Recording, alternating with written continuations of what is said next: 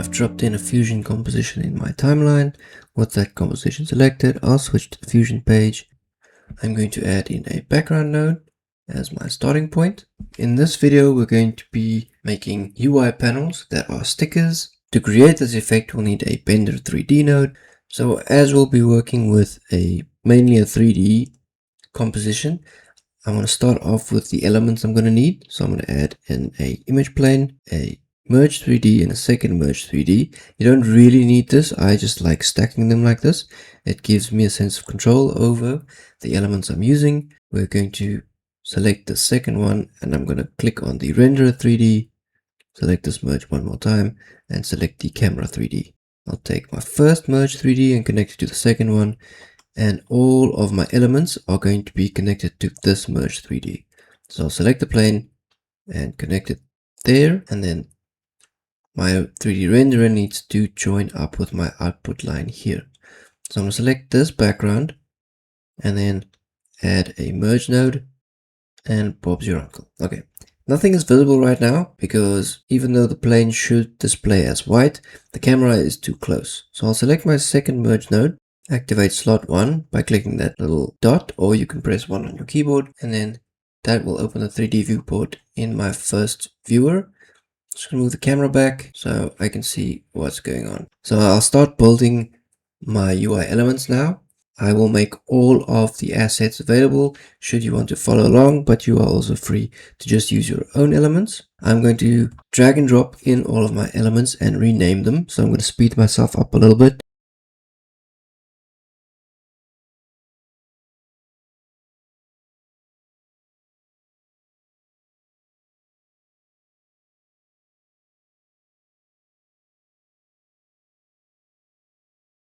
Okay, that's all the elements I'm going to use for my panels. The background panels I'm going to create first. They're going to be one image plane. I can see what's going on, but my camera is still too close. So let me adjust the camera so that everything is in view. Fantastic.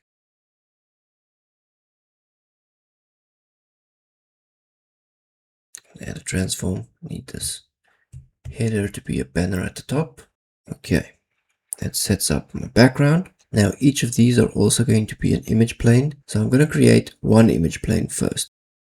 But as you can see, this is intersecting with the background. So I need to adjust the Z position. So on transform, I will change this to 0, 2.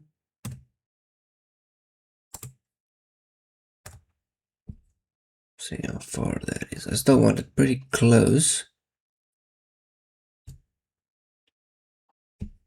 0.02.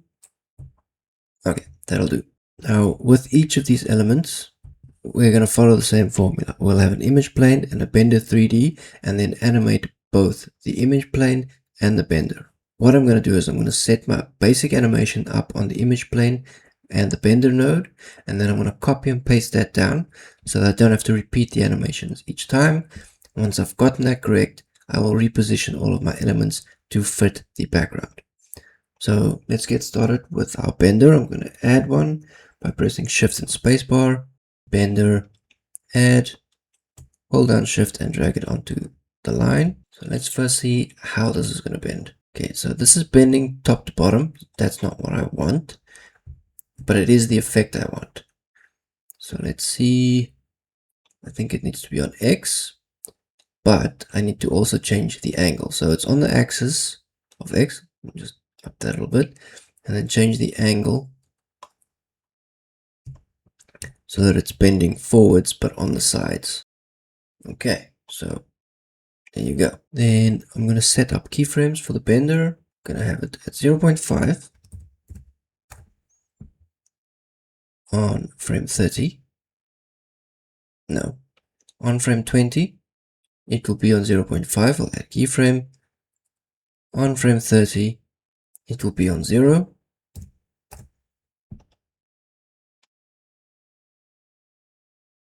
Okay, so I do want it to bend in so that it looks like a sticker, but I also want it to be a little bit more forward and have it flying in and pasting onto the background. So I'll select the image plane, put a keyframe for the Z value, oh dear, on frame 30, and on frame 20, I will move the sticker forward. Okay, you have to be sure to only change the Z value and not have keyframes on the other ones, because we're going to reposition the scale, because we're going to reposition each element and scale them down a little bit, and we don't want that to be animated. Okay, but I do want it about that far forward, so it comes back and flattens in. And then lastly, I also want to change the transparency, so I'm going to go under material, on frame 30 add a keyframe for opacity at 1, on frame 20 I will add a new value, so it will fade in, move in, and paste it down.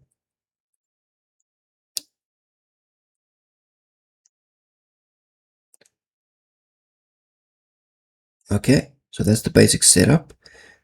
With that set up, we don't have to redo the animation for each of our elements. We can simply copy these two nodes.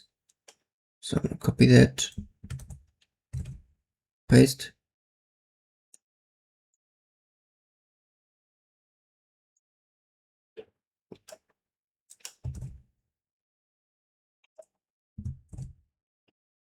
Okay, so you notice I'm not adding the title. I am going to give it an image plane, but I don't want it to also have a bending effect.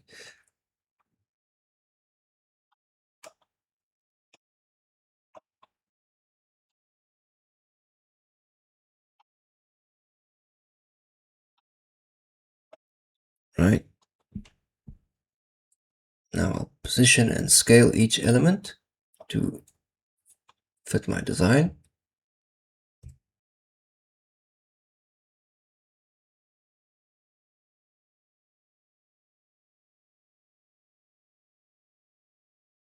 As I mentioned earlier, I do not want the title to be bending, so I think I'll actually add that to my background. I'm going to add a rectangle on this merge so that I have a simple way to mask my title. So our main animations are starting at 20. We've set that up for all of these. From frame 20, the image plane's position and transparency animates in, and our bender nodes bending animates in. So before that happens, on frame 20 for the background,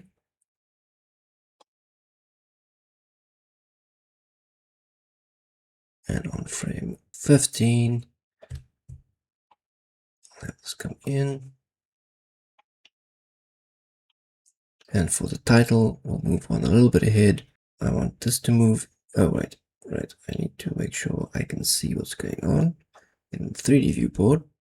At about frame 25, I'm going to keyframe the title transform, and by frame 30, it should be in position.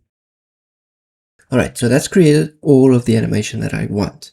However, it is not looking very interesting at the moment because it just all comes in all at the same time. To make it a little bit more interesting, I'm going to take each of these elements and offset their keyframes a little bit. And then lastly, I'm also going to take the whole item and animate a transform. I can do that by either using this merge node, but I prefer to add a transform 3D, and then I can animate this as well to make it a little bit more interesting. So from here on out, it's just going to be me offsetting keyframes and animating the transform. So I'll start with the keyframes. I'm going to select, first I'm going to rename all of them. Once again, I'll speed this up.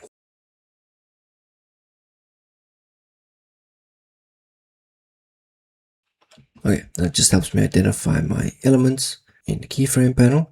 I'm going to select them all, go to keyframes, and then offset.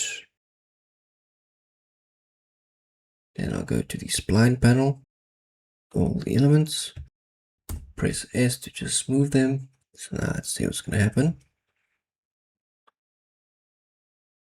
Everything comes in one after the other. Immediately makes it a little bit more interesting. Now I want to animate the transform. By the time it reaches frame 40, it should be in this current position and rotation.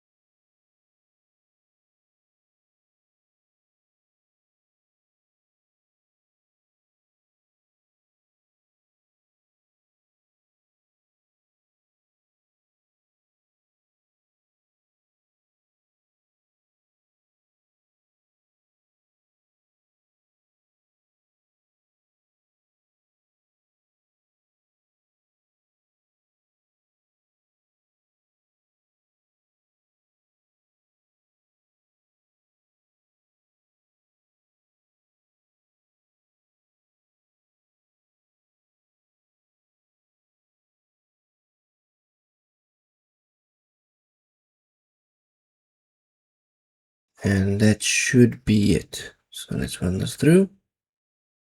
Okay, that's really fast.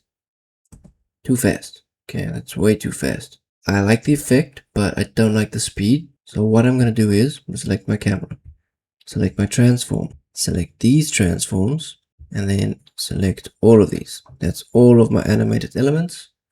Go to the keyframe panel, and I'm going to make a time stretch. So I'm selecting everything,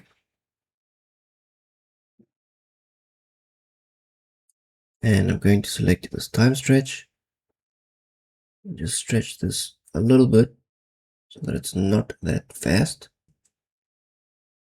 The problem really is only the rotation of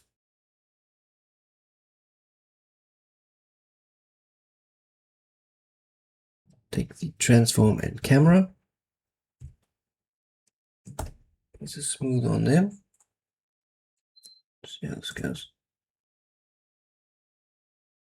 That's much better. All right, so that gives us our bending sticker panels coming in and a bit of dynamic movement on the overall panel.